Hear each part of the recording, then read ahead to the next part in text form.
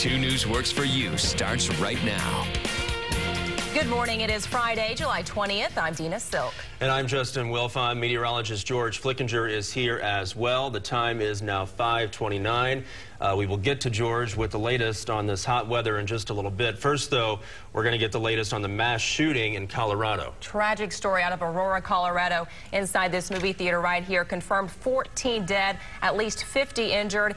NBC has a special report right now. We're going to join Matt Lauer.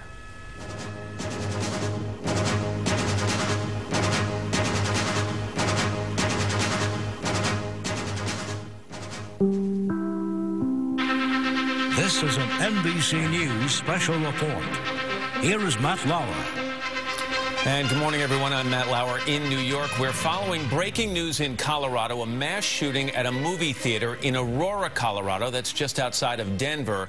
At least 15 people are dead, 50 others are injured, and police say they have a suspect in custody. According to eyewitnesses, that suspect entered this movie theater, the Century Theater complex, for the midnight showing of The Dark Knight Rises. He came to the theater wearing a costume or combat gear. Some reports say he was wearing a riot helmet, perhaps a bulletproof vest, carrying at least one weapon. We now know he had 3 weapons.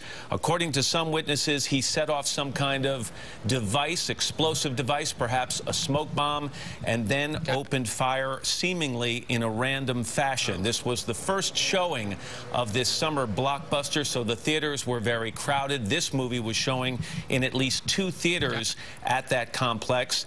And reports are the suspect, who is in custody, may have told police that he had explosives either in other parts of that theater, in his car, or in his home. We have seen some footage early this morning of a police robot going through a car that was in the parking lot. Apparently the man, the suspect, was arrested near the parking lot. A police robot going through a vehicle looking for explosive devices. We also have reports that a SWAT team has surrounded an apartment in the Aurora area that is believed, not confirmed, but believed to be the apartment where this suspect lives. A lot of people at this theater, because this was the first midnight showing of this very popular movie franchise, apparently showed up wearing some kind of costume that may have allowed this suspect to enter the theater without raising suspicions until, of course, he set off that explosive device. I mentioned we're hearing he now was reported to have 3 guns. He was apprehended near the parking lot. We have reports of police officers, and this will give you an idea of how dramatic this scene was. Police officers responding to that scene, seeing victims of the shooting and realizing those victims were in such severe condition that they were putting those victims in the backs of their cruisers and taking them straight to the hospital, not waiting for ambulances to arrive. Let's bring in KUSA's Brandon Ritterman. He's on the phone with us. Brandon, what else can you tell us? Well, it's been an absolutely insane morning out here, and yeah, you described the chaos of the scene quite well, Matt. There was, I was just over closer to the movie theater, and you could see popcorn bags strewn on the ground. Clearly a packed house at 3 different screens that were showing just after midnight the new Batman movie. People were there, they were excited, and some of the witnesses that I talked to were absolutely stunned at first. They thought it might be part of the movie. There was actually a 12:01 showing in Theater 8. We believe the shooting happened in Theater 9, and some of the bullets, according to one of the witnesses I talked with, may have come through the wall into Theater 8. But they were at a point in the movie where there was an action scene, there was shooting going on, and then they heard more popping. They thought it might be some part of the movie, and then sort of slowly realized, something's wrong here. And they started noticing that people were injured, and then all of a sudden the theater alarm starts going off, and people realize something's gone terribly wrong. They were evacuated out into a parking lot near there where they had to stand for quite some time, and we heard several witnesses describing to us lots of injured people being brought out of the theater, some of them walking, some of them not looking responsive, and as we know now, we have reports that 15 people were killed, at least 10 of them on the scene here, several dying in hospitals that they were taken to in the Denver metro area as well. So an absolutely tragic morning here in Aurora, and the community is still trying to piece together the exact extent of what happened here. Yeah, Brandon, I know that the wounded are being taken to 3 local trauma centers. When we went on the air a little earlier, there were reports that 10 had died, and in just an hour or an hour and 15 minutes, that number, as we mentioned, up to 15 dead, 50 wounded. I know it's very early, Brandon, in this investigation, but I did mention that a police SWAT team is in an area, a neighborhood of Aurora, at some sort of an apartment complex believed to be where the suspect lives. Can you tell me anything more about that? Well, we understand that from the suspect himself, there was mention of bomb materials, and so that has elevated everyone's sense of caution and urgency in this case. So police want to get there and identify whether there's anything that they need to be concerned about in the home. They're also sweeping this theater and the surrounding shopping mall. It's, I mean, what you think of as a regular shopping mall with department stores. We've seen officers sweeping inside of this mall, which is sort of across the large parking lot from the movie theater itself. So they've got this very large scene here that they're trying to comb over and make sure there's not a remaining threat at this time. And yet, even as they're at the residence of this suspect or this person they have in custody, no indication of that person's identity or any motive in this. They have not released any of that. We're expecting at 11 o'clock local time there's going to be another press conference, and we're hoping to get some of those details then, but for now, they're just saying that they have one man in custody. Pardon me, there's a car alarm going off over here. All right. But they have one person they have in custody that they believe may be the only shooter. Several of the witnesses that we've spoken with told us that there was one gunman in this case. So we have high hopes, at least, that this is the end of the police search for a person. But as I alluded to, they've heard about some bomb-making materials. Right. They want to make sure that they're very cautious and that there's not still a threat left by the person responsible for it. All right, Brandon Ritterman of KUSA. Brandon, thank you very much for your reporting. I want to go on the phone right now to Pete Williams, our Chief Justice correspondent.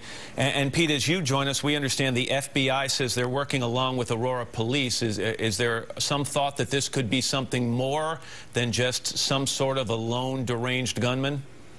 Not at this point, Matt. It is early in the investigation, and of course, because it's a murder case, the local police will have the lead on it. But they say at this point they find no indication of any connection to terrorism. Now, you may think, well, an act like this is by its very definition that. But I mean, in the conventional sense of some kind of a political statement or some kind of a act of a traditional terrorist group, so far they see no indication of that.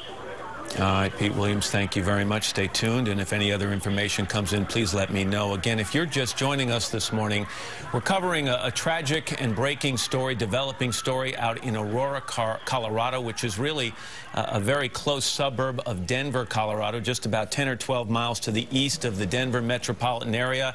At about 12:30 a.m. local time, Colorado time, police responded to calls of a shooting at a multiplex theater complex called the Century Theater Complex there. Reports of multiple gunshots going off. We know now that a gunman walked into one of the theaters there dressed in a riot helmet, a bulletproof vest, carrying at least one weapon, set off some sort of incendiary device, perhaps a smoke bomb, and then began shooting at random. We know now that 15 people have been killed. 50 people have been injured, many of those injured being rushed by police cruiser to local trauma centers. We have no idea of the suspect's identity, although police say they have the suspect in custody. That person apparently or reportedly told them that he may have hidden explosives in other parts of the theater. He may have had explosives in his vehicle. He was apprehended near that vehicle, and he apparently told police he may have explosives or explosive devices in his home. A SWAT team is now on that location. But this was a midnight showing of The Dark Knight Rises, a highly anticipated summer movie, part of a popular movie franchise. Some of the people who showed up for that screening or that showing of that movie were wearing costumes themselves, so it is possible that this gunman wearing a riot helmet and bulletproof vest did not raise suspicions as he entered the theater, but he certainly did when he set off that incendiary device and then opened fire randomly. There are all kinds of eyewitness reports of people severely injured being taken, carried out of that theater and into cruisers and off to trauma centers.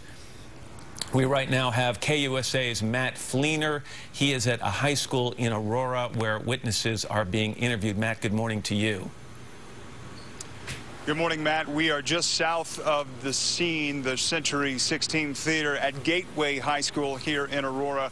I'll have my photojournalist go right back into that gymnasium right here at Gateway High School, where there are dozens of witnesses who are being debriefed. They've sectioned off the debriefings of these witnesses into the different theaters that people were in inside that multiplex. As you said, parents have showed up here at Gateway High School asking how their children are, wondering if their children were inside that theater. Many of them got text messages or phone calls from their kids who were inside the theater.